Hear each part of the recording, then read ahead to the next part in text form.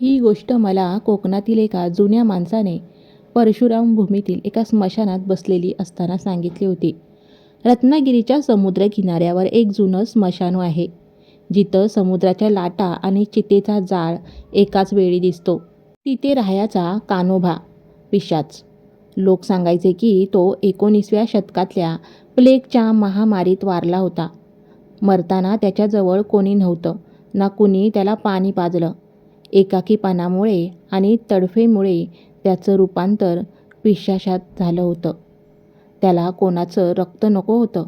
तो रात्रीच्या वेळी चितेच्या ओबेत येऊन बसायचा आणि तिथे आलेल्या दुःखी माणसांची ऊर्जा ओढून घ्यायचा. एखादा मुलगा असो वा नवरा गमावलेली बाई, तो त्यांच्या पाठीमागून यायचा, खांद्यावर हात ठेवायचा आणि कुजबुजायचा, लय एकटा पडलोय रे, थोडी सोबत दे. सकाळी तो माणूस पार खचलेला आणि निस्तेज सापडायचा. अनेकांनी देवऋषी आणले, लिंबू फिरवले, मंत्र टाकले, पण कान्होबा हटला नाही. कारण त्याला घाबरवून पळवता येत नव्हतं, त्याला फक्त शांत करता येणार होतं. मग तिथे आला विनायक, वय 22, कोल्हापूरचा मुलगा. आपली धाकटी बहीण अपघातात वारल्यामुळे तिच्या अस्थी घेऊन तो विसर्जनासाठी रत्नागिरीला आला होता. विनायकची आई अंबाबाईची मोठी भक्त होती. तिने विनायकला एकच शिकवण दिली होती, ओम ए ह्रीं क्लीं चामुंडाय विच्चे. आई म्हणायची, विनायक, हा मंत्र कोणाला संपवण्यासाठी नाही आहे. ए म्हणजे बुद्धी, ही म्हणजे माया आणि क्ली म्हणजे शक्ती. चामुंडा ती माया आहे, ती जगाच्या अंधाराला आपल्या पदराखाली घेते.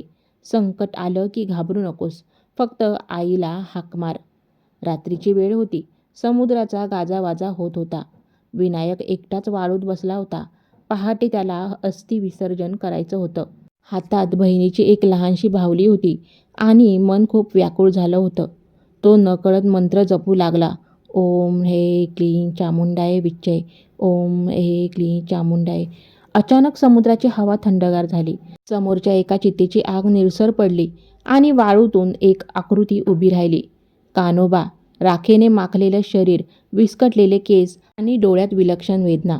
तो विनायककडे झेपावला. विनायक घाबरून मागे पडला, पण त्याचा मंत्र थांबला नाही. भीतीमुळे गळा बसला होता, तरीही अंतर्मनातून तोच जप सुरू होता. पिशाचाने विनायकचा गळा दाबला. त्याचा हात बर्फासारखा गार होता. विनायकचा श्वास गुदमरू लागला. पण तेव्हाच विनायकला आईचे शब्द आठवले. त्याने पळण्याचा प्रयत्न सोडला आणि त्या पिशाचाच्या जळजळणाऱ्या कपाळावर आपला हात ठेवला. शेकडो वर्षात पहिल्यांदाच कोणीतरी पिशाचाला पाहून पळालं नव्हतं, तर त्याला मायेनं शिवलं होतं. जसा विनायकचा हात त्याला लागला, मंत्राचा नाद बदलला. आता तो मंत्र एखाद्या तलवारीसारखा नाही, तर एखाद्या अंगाईसारखा वाटू लागला. ए ने त्या पिशाचाला त्याच्या भूतकाळाची आठवण करून दिली. हिने त्याच्या मनातली माया जागवली आणि क्लीने त्याच्या आतली आग शांत केली. पिशाचाची पकड ढिली झाली. तो वाळूत कोसळला आणि रडू लागला, मला मारू नकोस. मला फक्त एकदा कोणीतरी आपलं म्हटलं असतं तर मी भूक लागून नाही तर एकटा पडून मेलो होतो. विनायकने त्या पिशाचाला मिठी मारली.